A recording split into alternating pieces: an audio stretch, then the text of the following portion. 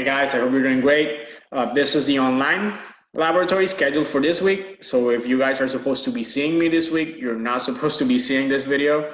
So just making sure that you guys are either from group A or group B, but you must have assigned the online lab for this week. So please, if you have any questions regarding that, let me know. But yeah, this will be your second online activity. The one before was the macromolecules one. You guys did pretty good on that one. So this is going to be the photosynthesis online lab. It's a very, very fun and very quirky lab. Sadly, we're going to have to do it online, not in person, but still we're going to get to learn a lot, which is the most important part. So the main gist of this laboratory experiment is just, first of all, measuring photosynthesis rate and seeing under which lights or different types of colored light will photosynthesis occur better. So if we try to, go back to last week or 2 weeks or 3 weeks ago when we did the enzyme lab, we wanted to see where enzymes work best under different conditions. Well, the same principle applies here.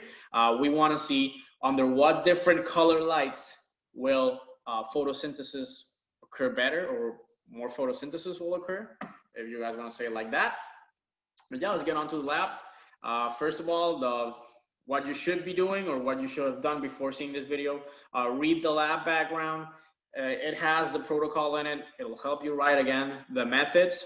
And there's another video, the same thing with the macromolecule thing. Like, it's just a video that will show you the process as if you were in person. We'll watch the lab simulations, which is on the Canvas page. And of course, complete the lab summary, upload the graphs, and of course, do the Flipgrid post, which I'll talk about at the end of the video. But yeah, it's pretty much the same thing as the macromolecules lab. I mean, the same like procedure that you did, like, okay, let's watch this video, then let's watch the simulation, then let's produce graphs depending on the types of results that we get. So it's pretty straightforward. But again, if you guys still feel uncertain about something, or still like, I don't know if I'm supposed to be doing it like this or this way, let me know, please. So what will we be doing today? Well, why do some plants grow better under certain lighting conditions? They use grow as a proxy for photosynthesis. So in other words, the more photosynthesis rate, or the higher the photosynthesis, the more the plant will grow. So pretty much the terminology of growth and photosynthesis are interchangeable. So the more photosynthesis, the more a plant will grow. So if I'll say a plant will grow more, I'll be indirectly saying a plant does more photosynthesis or has a higher rate of photosynthesis. So yeah, it's pretty straightforward. But if you still don't understand that principle very good, let me know. So again, the part I said, this lab is very quirky because we have buckets lined up with LED lights. They can change colors. So we'll be putting a leaves in the center, and then we'll be changing the lights. So creating different conditions. So red light, green light, and blue light, and total darkness, which is going to be our control. And then seeing how the rate of respiration is affected by the different lights, or how photosynthesis is affected by different lights. So here we're going to have actually two probes. We're going to have a CO2 probe and an oxygen probe. We're only going to be using the data from the CO2 because the oxygen probes are not very reliable. So just in the case you guys don't know what oxygen or CO2 probes are, they're pretty much sensors. So they measure how much CO2 or how much oxygen is in a particular environment. In this case, we will enclose the plants or the leaves on this plastic bucket here, and then we'll put the probes in just to measure how much respiration, how much photosynthesis is occurring. Cool, awesome. Again, we'll be taking the plant. This, again, since you guys are not going to be doing the in-person lab, I'll just breeze through this, but it's important that you guys read either the text that is on this slideshow or the one that's on your PDF document, the protocols that's on under the photosynthesis tab on Canvas. There you have the procedure that will help you guys fill out the lab summary. Yeah, we'll be cutting the PCO, we'll be putting the leaves there, then we'll be putting them inside buckets that are lined up with different LED lights. And again, we'll be changing the colors. So we'll have blue light, green light, red light, and a total darkness. So your hypothesis will basically consist on trying to, no, I'm not gonna say guess, but trying to use what you learn either on this lab and of course on the protocol to make an educated guess on which of these colors will photosynthesis occur or be at a higher rate. So I could say, oh, it'll be the green light because leaves are green and colors attract for some reason, or it'll be a red light because the sun UV lights. You can come up with your own hypothesis, or it'll be the blue light for some reason. So again, use the things I give you in this video, the hints you'll see on the protocol, make an educated guess, not a complete and total gamble. And like I said, I'll have the darkness, we'll have also the darkness, so that'll pretty much be our control, because we know that photosynthesis won't be occurring under darkness, because photosynthesis needs light in order to occur. And we'll be logging this on Logger Pro. I'm just saying Logger Pro for the sake of you guys. When you're writing the lab summary, you know, on the procedures part, on the methodology part, we logged our data on Logger Pro and we created our graphs in Excel. Please, 5 points, 4 points, 3 points. It'll cost you points if you don't put that thing on. And Dr. Show is very adamant that you guys should put the software that you use. It's easy points, Logger Pro and Excel. That's it. So yeah, we'll be running an experiment here. You guys are going to be seeing on the lab simulation, and then we'll use the CO2 sensors to measure the rate of respiration. So why CO2? And ask yourself that, why or how can we use CO2 to measure the rate of respiration or the rate of photosynthesis? Well, what is photosynthesis? You guys are pretty knowledgeable, and I know you guys all know what photosynthesis is, but just to reiterate, it's the process in which plants turn water and light into energy, into sugars, and of course they also liberate oxygen.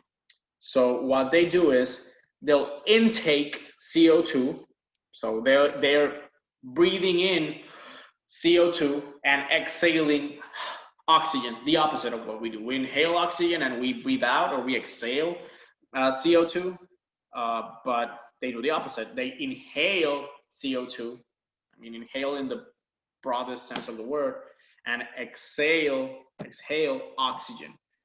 So if photosynthesis is occurring, CO2 levels are supposed to be depleting. Why? Because leaves are taking that CO2 in. They're inhaling that CO2. So CO2 levels are supposed to be going down. So a good proxy for finding out if photosynthesis is taking place or not is lower CO2 levels and higher O2 levels. But like I said before, since the O2 probes are a little bit, the oxygen probes are a little bit wonky, we don't use those. We'll mainly use the CO2. So positive reaction, if photosynthesis is occurring, we should have lower levels of CO2. If photosynthesis is not occurring, the plant is not taking in CO2, so either the levels will rise or stay the same. Okay, so that's important. And of course, we'll be measuring the rate of photosynthesis based on that CO2 consumption or depletion. And then we can actually infer or conclude which color is going to be the most effective, or which color are the most favorable for photosynthesis. So the ones that have the higher rate or lower, like CO2, like you see the graph going like basically down completely, it'll be super quick. If you have one who's like this, it'll be normal. When you have like this, not as well. So yeah, you're gonna want the one with the most negative value. That's gonna be like the best one, the one that goes down almost completely. That's gonna be the one where photosynthesis is gonna occur quicker. And I'll show you guys how can you find out about those lines and how can you compare rates. I'll do that at the end of the video. Can this procedure measure plant growth? Well, again, like I said, not directly. Plant growth has a lot of other factors, but one of the main factors is photosynthesis. And for the sake of just simplifying it, we'll just equal photosynthesis rate to plant growth. So more photosynthesis equals bigger plants. But keep in mind, this is only for this experiment. It's not applied in real life, because you have a lot of factors. You have water, you have nutrition, soil composition. So again, I'm not gonna enter into that, but yeah. Photosynthesis, like I said, uses CO2, so inhales CO2. So the more growth, the more photosynthesis, the less CO2 will have because the plant's going to be consuming it. If photosynthesis is not happening, then we should have a buildup of CO2 in the chamber. So if there's no photosynthesis, we should have an increase of CO2, or at the very least have a very, very minimal increase, but something should increase. You should not have decreasing CO2 if photosynthesis is occurring. And again, if photosynthesis is occurring, the rate of CO2 in the chamber should be close to 0 or decreasing, so it should have a negative rate. So if we have a line which is going down, it's good. It's decreasing CO2. It means that photosynthesis is taking place. And again, this is just like the main summary of what photosynthesis is. We'll take CO2, we'll take water, we'll take light, and then we'll turn it into a sugar and into oxygen. Cool. If you guys have any doubt on that, let me know. I can help you. I know this is going to be on your exam topic, so I'm here to help with that too. But I want to ask you guys, why are leaves green? Why do you think leaves are green? I mean, they look pretty and all, but why are leaves green? Why are they red or blue? Well, sometimes in the fall they turn red, but the same principle applies. Leaves absorb every color except green. That's the color that's reflected. So that's why leaves are green, because that's the color that's being reflected. If leaves absorb all the color, leaves will be black because they wouldn't be reflecting anything. If leaves reflected all the colors, they'll be white because they'll be reflecting all the colors at the same time, which is white. So yeah, if an object is a certain color, it's because that is the color that is not absorbing. So for example, my shirt, it's absorbing all the colors except this lime green. It's exuding or it's reflecting green, and that's why you're able to see it and not the colors that are being absorbed. This part is absorbing all of the colors because it's black, and this part is absorbing none of the colors and reflecting all of them because it's white. So it's kind of freaky when you guys learn or think about colors that way, but it's a very interesting way on thinking about colors.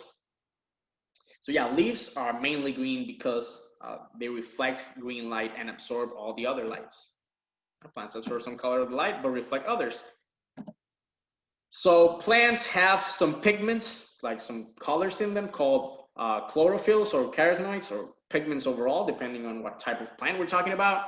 But the main ones, or the most common one, are chlorophyll A, B, and carotenoids. So these are gonna be the pigments they'll be reflecting. And also those pigments help the leaves absorb other colors. So here we have the carotenoids. So if a plant has this pigment, carotenoids, or carotenoide, if you want to say it in Spanish, you'll see that, oh, it'll have a high absorption rate for blue light or purplish light. And here again for light blue. So blue light is going to be very favorable for plants that have carotenoids. Here you have the chlorophyll A. Plants that have chlorophyll A have a high absorbance rate of blue, so they absorb the blue color very, very well. They also absorb red color very, very well. They don't absorb, of course, green, or don't absorb yellow or orange light very well. So again, higher photosynthesis rate should be occurring on those peaks here. So keep in mind the colors I just mentioned for your results. And of course, chlorophyll B will have a high absorption rate on the light blue spectrum here, and a high absorption rate for red. So red and blue are pretty much going to be favoring chlorophyll A and B, and blue is mainly going to be favoring carotenoids. It all depends on which pigments the plant has. So different species of plants will have different types of pigment, and they'll react differently to different light colors. Your hypothesis, like I told you, for your lab summary should at least include like plants will photosynthesize faster or slower, whichever you prefer, on their blue, green, red, no light, because photosynthesis occurs, or blue light is favored, or red light is favored, or green light is favored for this species of plant. Again, it's an educated guess with what I just told you. And of course, based on your data, can you recommend a color light that is best for plant growth? That's the part of the results, and I'll talk about the results after these two final points here. please reach out to me if you have any questions. The Flipgrid access code for the Flipgrid video is this one. But you'll also have the direct link for my Flipgrid post on the Canvas webpage under the photosynthesis modules. Some of you guys have sent me a message, oh, I don't see other people's Flipgrid posts. I don't make your post public to other students because I know like not all of you feel like super confident being in front of a camera. And I don't really care that other students see your post. I only want to see your post for the purposes of grading, of course. But yeah, if you guys want to make your posts public, I'll make them public. But I like to keep them like separate simply because if you're a little bit more self-conscious or you don't like being filmed, don't worry, your posts are not being shared with other students. So only see them for grading purposes. The video will consist on the same points that your previous Flipgrid post consisted on: your name, what did you learn, what did you find most difficult, and something interesting that you I didn't know plants reflected color. I didn't know this about color, whatever you found most interesting. Cool. Now for the results, you guys are going to be seeing the video, the same thing you did for the macromolecules, but I'll be also sending you on an email an Excel spreadsheet that already has the results recorded for you guys. So when you open the results or the Excel spreadsheet, you'll see this. So what I want you guys to do with this is pretty much create graphs, find their trend lines, and using that, we'll be able to determine the photosynthesis rate. So I'll just give you an example real quick. Let's say we want to see how blue light or reacted, or how plants photosynthesized under blue light. So what we're going to do is we're going to highlight time, because time is going to be our independent variable because it's the one we can control. And then the photosynthesis rate is not the one we're going to control. So yeah, here we go. Keep in mind, we also have another independent variables, which are the color lights. So you have that also. But yeah, we'll pick the blue light. Oh, there we go. We'll pick the blue light over here. We'll pick all the data. Keep in mind, I know a lot of shortcuts, but I'm not using them simply so you guys can understand. All right. Just in case you guys didn't know, you can actually highlight 2 points without having to highlight the one in the middle, simply by holding down Control or the command if you're using Mac. So you can actually pick and highlight 2 objects which are not directly beside each other. So yeah, once you guys do that, what you're going to be doing is inserting a graph. In this case, it's going to be the graph for the blue light. So I want you guys to insert a scatter plot. It'll look something like this. And then you're going to be finding the trend lines. So here you'll just right click on the points and it'll set a trend line. And if you're using Excel, which you are going to be using, it'll give you this menu right here. And then you can just set and display the equation. And there you go. Why I want you guys to display this equation, and this is pretty much very similar to what we did on the B data graph.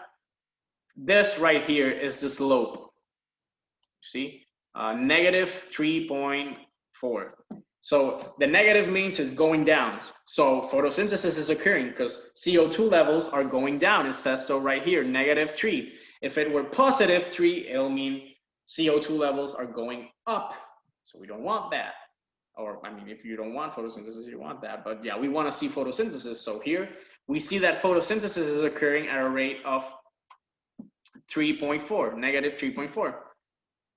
That data, or this number right here, is the number that you are going to go ahead and put here on the photosynthesis protocol or introduction, the document that's on your Canvas. You're gonna go here on the table, you're gonna put light color blue, rate of CO2 production. Oh, let me see, the rate is 3.4, -3.4. So you're gonna go here and put -3.4. And you're gonna do the same thing for red, green, and no light. Forget about the O2, like I said, don't worry about this. And then with this right here, with these 2 columns, you're gonna create a final graph. It should be a box plot because we're using different colors. We're not using a consecutive color.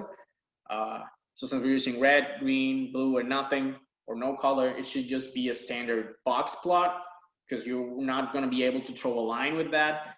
And if you still have doubts why, I can explain to you on an email or a Zoom call, but simply for the purposes of this lab, use a box plot with blue, green, red, nothing, and the different trend lines levels you get here. So 3.5, negative 3.4, negative 1, negative 2, and the most negative one is going to be the best one, or it's going to be the light which favors photosynthesis the most. This is the only thing I want on the results for your lab summary. I want the introduction with your hypothesis, with all that good stuff, the methodology, with all the things that are exactly here in this document. And on this video that I just sent you guys, and on the video that you should see on the lab procedure, which is, again, it's in the same photosynthesis module, just probably below where you'll find this document. And for the results, these are the results we got for the photosynthesis rate, and just paste the graph that you'll get out of the different colors and the different rates. Remember, you'll get the rates here. This is the rate of respiration for blue. You can skip the X is not necessary, but the rate of respiration for blue is negative 3.4943, or you can just go ahead and round it up to negative 3.5, whatever you feel more comfortable with. Usually I go 2 decimal points, so negative 3.49 is what I usually do, but again, you can just wing it and then just go here to your table, blue, negative 3.49, and the same thing with the different colors. If you have difficulties finding out the trend line or how to get the trend line equation, even though I just showed it on the video, you can either watch the V data graph video again, which again explains it very well. You can actually just watch a YouTube video, which will actually even be shorter than that. Just 1 minute how to put in a trend line on Excel for Mac, or Excel for Word, or Excel for Word for Microsoft, or you can just send me a message. I'll be the less useful simply because trying to explain it like on email is a bit harder than on a video, but I'm glad to help on that too. This is the thing that I'm gonna want on your results, like not this table per se, just simply the graph which was born from this table right here. You want to include the table, you can include it. I wouldn't recommend it. I don't like seeing that much stuff on the summary. Just put the table, the graph, and forget about putting the table, and forget about the other graphs that you make. For example, this graph, you don't have to include it on your summary. I'll just only want one graph, so please, if you include me all the graphs, I'm gonna have to take points away from that because I only need one, which is the one that summarizes the rate for blue, green, red, and no light. Please try to keep it as concise as possible. I don't care about this. I only want you guys doing this in order to get this value, and this is the value that you guys are gonna put here, not here, here. I know I'm sounding repetitive, but I know you guys, some of you might struggle a little bit, so I'm just like reiterating the fact that I only want one graph that'll have blue, green, red, and nothing, and the different rates of respiration that you get from the previous done graphs, okay? And in the conclusions, don't go super lengthy, but also don't be super brief. Don't go like, oh, all my predictions came true. I'm a great scientist. I learned so much. Or, oh, nothing worked. Oh, but I learned a lot and I really enjoyed the lab. That's good, but it's not a clear conclusion. Oh, we found out that blue light is the most effective one, or no light, or red light is the most effective one because leaves are absorbing it more, or the pigments that leaves have favor the absorption of that light more, henceforth making photosynthesis more effective and indirectly making the plant grow better or grow bigger than other types of light. Something like that. Don't have to be like super lengthy, but also don't be like, yeah, we did it good, awesome. You know, elaborate a little bit more.